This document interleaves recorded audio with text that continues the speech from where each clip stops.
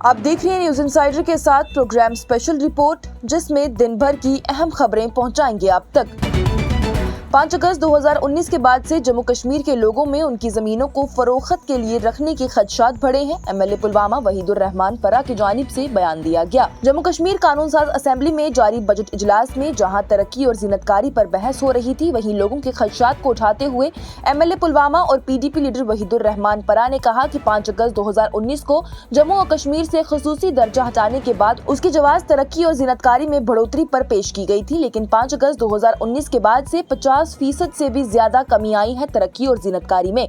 यहाँ तक अब जम्मू कश्मीर में और जम्मू कश्मीर के लोगों में ये बढ़ता हुआ एहसास है कि उनके वसाइल, उनकी रेत, उनका पानी, उनकी बिजली, उनका पत्थर, उनकी जमीन, हर किसी चीज को फरोख्त के लिए रख दिया गया है। परा ने कहा कि पुलवामा जो कि तरक्की के इंतजार में है, वहाँ सड़कों की खस्ता हालत हो चुकी है, जो कि लोगों के लिए परेशानी का बायस बन रही है।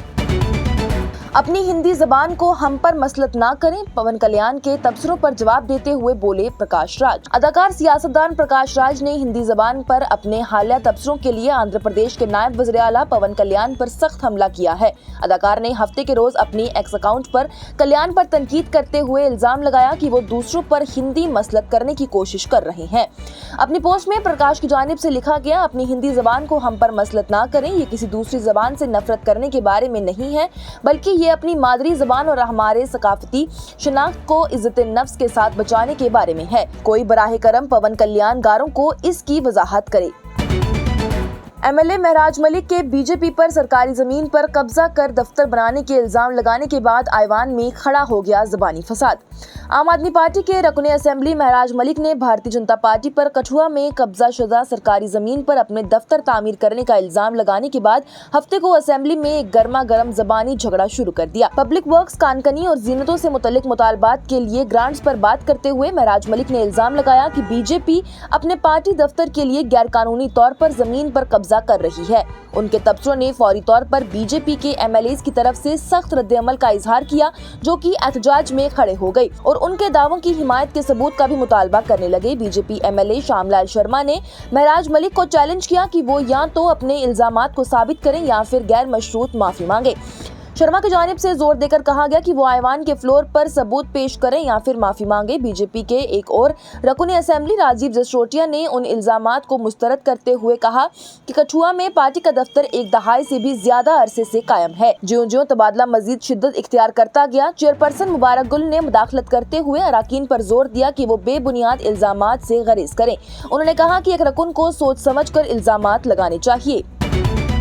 रिजर्वेशन का पूरा तस्वुर ही कश्मीर के खिलाफ एक दांधली है। पीपल्स कॉन्फ्रेंस के सदर सजाद गनी लोन की जानिब से हुकूमत पर तनकीद करते हुए कहा गया। पीपल्स कॉन्फ्रेंस के सदर और एमएलए हंदवारा सजाद गनी लोन ने कहा कि रिजर्वेशन का पूरा तस्वुर कश्मीर के खिलाफ दांधली पर मुबनी है। पीपल्स कॉन्फ्रेंस के सदर ने कहा, कश्मीर बतौर खित्ता बहुत पीछे है। कश्मीरी बोलने वाली आबादी का कोटा एक खालिस नुकसान उससे कहीं ज्यादा है जितना कि हमने सोचा था। रिजर्वेशन का पूरा तस्वुर कश्मीरी बोलने वाली आबादी के खिलाफ है और कश्मीर में रहने वाले एसटी या फिर ईडब्ल्यूएस के खिलाफ है। उन्होंने बयान में कहा कि यहाँ तक कि कश्मीर में रहने वाले एसटी आबादी भी खालिस हारी हुई है। वो एसटी पोल के कुल दरख्वास्त दहंदगान का मामूल 15% है। आरबीए तकरीबन एक जैसा है, लेकिन जब आप आबादी को एडजस्ट करते हैं तो ये कम होता है। कश्मीर की आबादी तकरीबन 7% ज्यादा है और आरबीए के तहत इलाका तकरीबन इसी तनासुब से है। फिर भी तादाद के लिहाज से वो जम्मू से कहीं ज्यादा पीछे है। एमएलए हंदवारा सजाद गनी लोन ने कहा कि हुकूमत की तरफ से 10 दिसंबर 2024 को इस मामले से मुतल्लिक शिकायत का जायजा लेने के लिए कायम करदा कमेटी के पास रिपोर्ट पेश करने के लिए कोई मखसूस टाइमलाइन नहीं दी गई है, जबकि हमें ये बताया गया था कि 6 माह की टाइमलाइन है। रिजर्वेशन पॉलिसी पर रिपोर्ट पेश करने के लिए कोई टाइमलाइन नहीं दी गई है। काबीना वजीर सकीना इत्तू का बयान। जम्मू और कश्मीर हुकूमत ने हफ्ते के रोज इंकशाफ किया कि रिजर्वेशन कवानीन की जांच के लिए उसकी तरफ से तश्कील दी गई काबीना की जिले कमेटी के लिए कोई मखसूस टाइमलाइन मरतब नहीं की गई है। पीपल्स कॉन्फ्रेंस के एमएलए सजाद गनी लोन के सवाल के तहरीरी जवाब में वजीर इंचार्ज समाजी बहबूद सकीना इत्तू ने आईवान को बताया, सीएससी की जानिब से रिपोर्ट पेश करने के लिए कोई मखसूस टाइमलाइन नहीं दी गई है। उन्होंने बयान देते हुए कहा कि काबीना जिलाई कमेटी रिजर्वेशन के कवायद से मुतल्लिक मुख्तलिफ असामियों के लिए उम्मीदवारों के एक हिस्से की जानिब से पेश करदा शिकायत का जायजा लेने के लिए बनाई गई है। ताहम रिपोर्ट पेश करने के लिए कोई भी मखसूस टाइमलाइन तय नहीं की गई। वाज़ेह रहे तो सजाद गनी लोन ने पूछा था कि क्या रिपोर्ट पेश करने के लिए वजारती पैनल को 6 माह की टाइमलाइन दी गई है। برطانوی حکومت کا کام نہیں ہے کشمیر پر کوئی بھی ثالثی کرنا، برٹن ہاؤس آف کامنز میں جموں و کشمیر کے معاملے پر برطانیہ کا رد عمل آیا سامنے۔ برطانوی ہاؤس آف کامنز میں جموں و کشمیر پر حالیہ بجٹ پر رد عمل ظاہر کرتے ہوئے برطانیہ کے پارلیمانی انڈر سیکریٹری اور لیبر ایم پی ہمیش فالکنز نے کہا کہ یہ برطانیہ کے لیے نہیں ہے کہ وہ کوئی حل تجویز کرے یا پھر ثالثی کے طور پر کام کرے۔